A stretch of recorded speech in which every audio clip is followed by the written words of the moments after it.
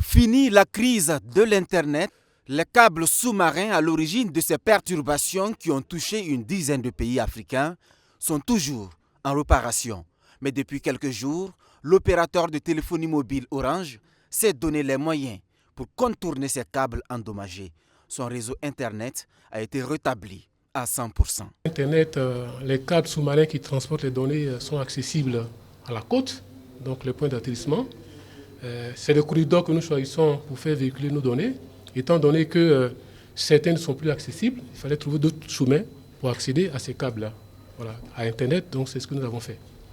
J'ai indiqué aussi que nous, quand l'incident s'est produit, on a quand même pu avoir 50% de nos capacités. Ça veut dire qu'il y a certains chemins qui étaient encore disponibles.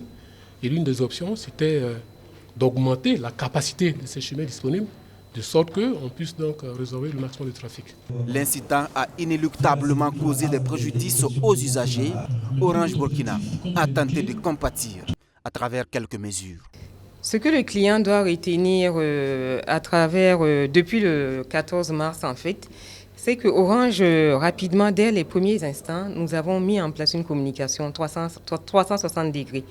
Non seulement pour informer les clients et les rassurer en fait de la prise en charge de l'incident.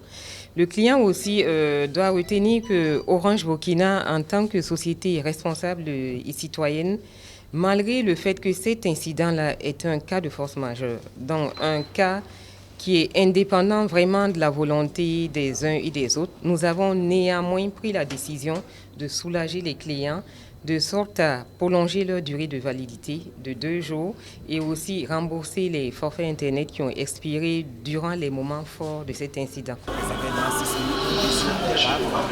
Les bateaux peuvent être des facteurs explicatifs de l'endommagement des câbles sous-marins. Ce n'est pas une première dans le monde.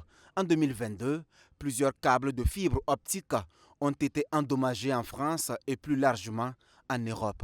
Une tentative de sabotage en pleine guerre russo-ukrainienne a été pointée du doigt par certaines opinions.